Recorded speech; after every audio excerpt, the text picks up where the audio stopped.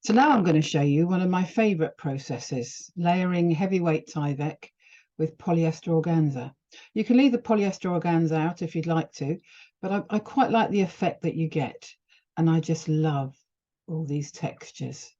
It's almost medieval. It's very crunchy and quite firm.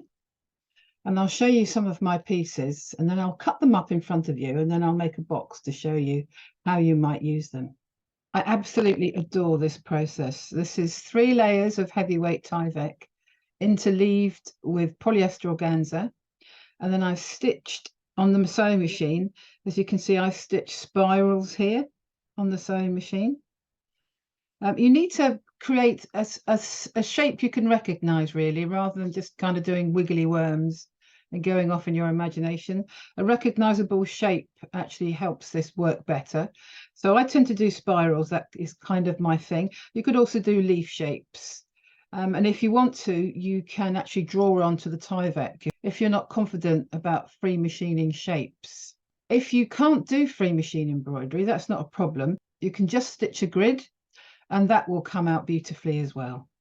It's for all experiences, this process. So here I have 3 sheets of heavyweight Tyvek that have been painted on both sides. So there's a purpley blue one, there's a greeny turquoisey one, and there's an orangey greeny one on the other side. So these 3 pieces of Tyvek have polyester organza in between the sheets. So there's some black there and there's some pink there. And I just used offcuts rather than using a nice neat A4 piece. You can use whatever you like. You can overlap them. It really doesn't matter. You can have bits hanging out of the edge and have a shaggy edge.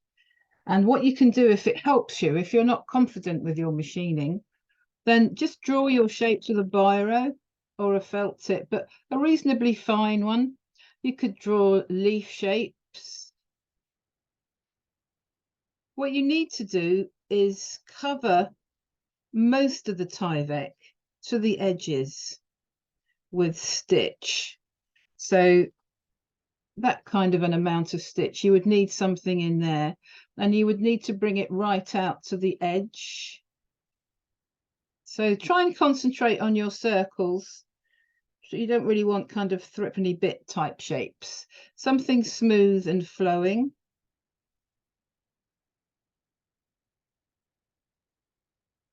Just do another one here. And then just fill in around the edges.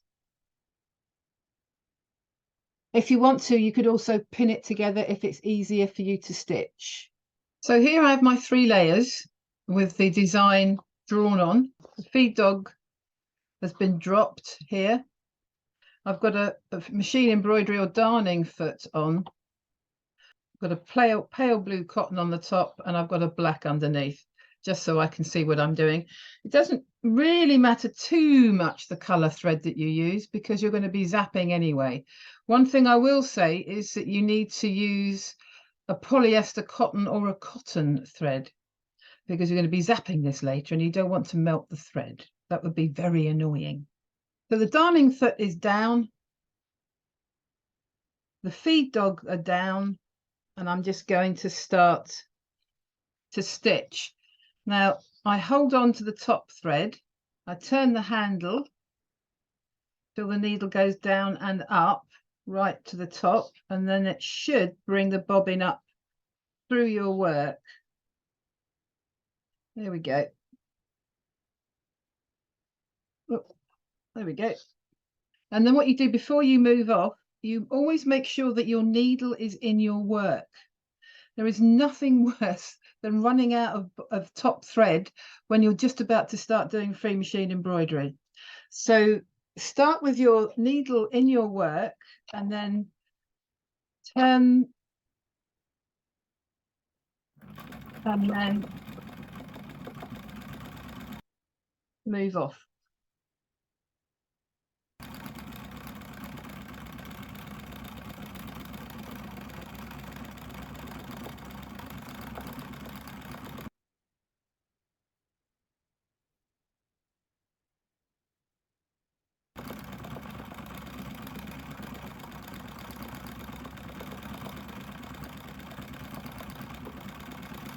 So just move in easy, relaxed circles and lines. Relax your shoulders.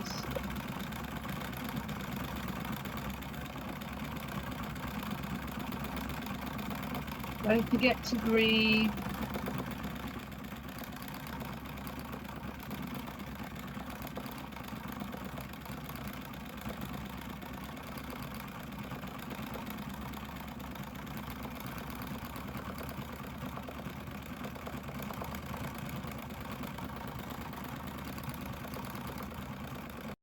I've almost finished stitching this now, but I've still got a few spaces here, because what you need is to have this stitched down. Otherwise, what will happen is it will curl up.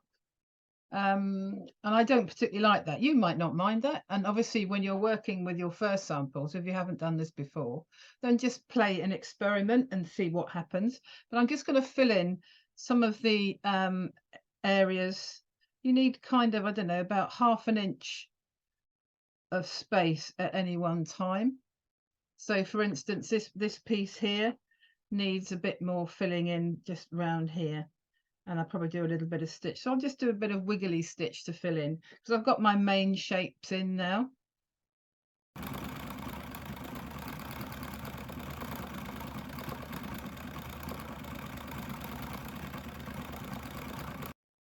Obviously, when you get to the edges, you really do need to watch your fingers. It's not a good look to have your finger there for obvious reasons. Keep your fingers right down on your work. Because the Tyvek layers are quite firm, it's quite useful to, you can almost stitch it with one hand because it's not going to move, it's not going to drape.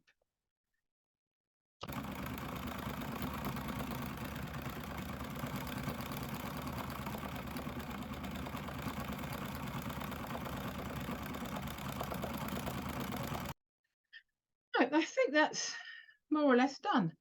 So we'll just cut the thread, and now the fun begins.